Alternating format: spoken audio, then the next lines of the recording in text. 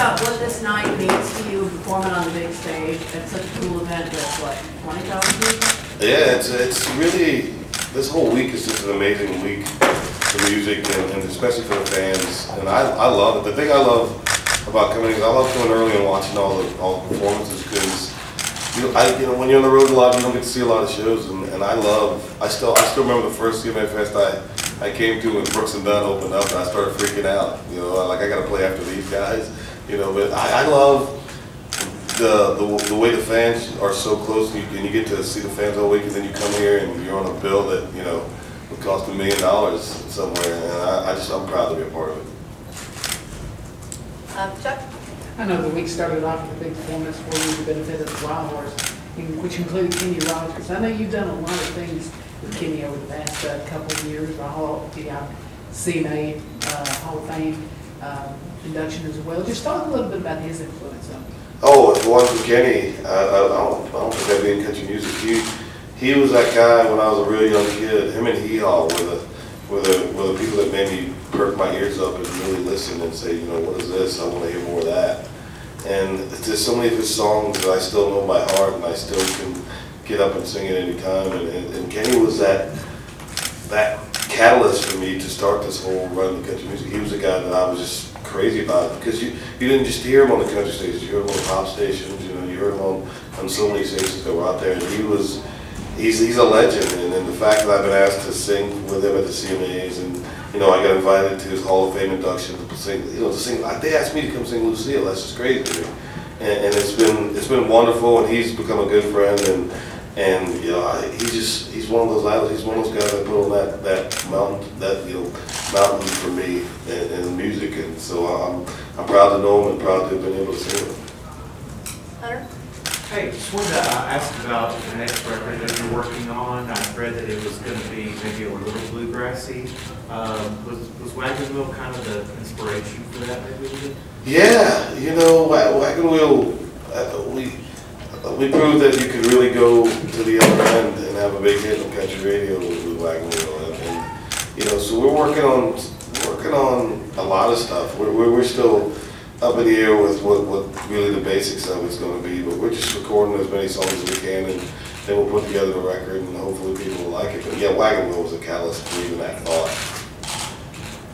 Becca?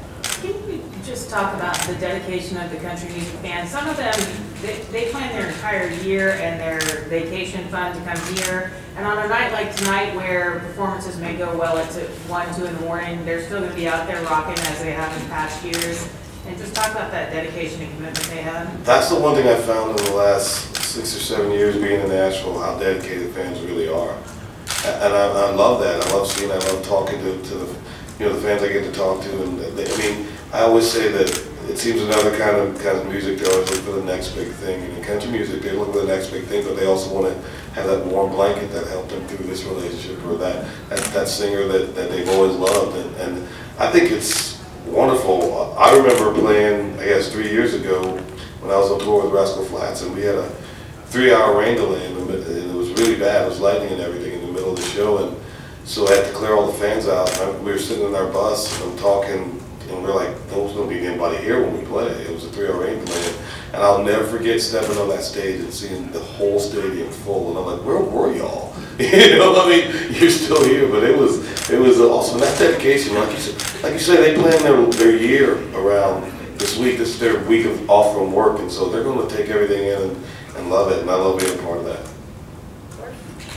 Kind of like tonight, I guess, with the rain delay. One of the things I was surprised to see your name on is this Motley Crue tribute coming up in a few months. Talk about your relationship with them. I was wondering if it goes back. Oh yeah, I've known the Crue guys a long time. I've known Vince Nicky especially. I've known a long time, and I couldn't believe. It was amazing. I can't believe that people ask me to do stuff like that. Tribute. When you're doing a Motley Crue tribute record, you can ask anybody in country music to do it, and they're not going to say no. And when I was asked, I was really happy and surprised. And then they asked me if I would do Time for a Change, and I'll never forget listening to it with Frank Rogers and going, ooh, you can't sing like that, bro. And I was like, I know, I can't sing like that. And so we approached it. We said we're going to start this record like we'd never heard the song before. And so we went, you know, we pretended we didn't know it and just went down to the basics and came up with something that I'm really proud of it. I really thought Frank did an amazing job, and I just can't wait for people to hear it. One more question, Rosemary? Wagonwheel had such legs and it was such an incredible song. Is there anything else that you'd like to record that has that kind of vibe to it, maybe that kind of popularity? I don't know, but if you tell me one, I'll cut it. I mean, I didn't expect that with Wagonwheel. You know, when I cut it, I was really cutting it as a labor of love. I didn't even know if it would be a single. That was really something I was cutting to put, you know, on my record to kind of sum up the record and kind of wrap it up. And then it just became this monster, and you know, I wasn't expecting that. So yeah, if you know another song that can do that, you know, I'll cut it. Just let me know. You know, you can call me. Just let me know.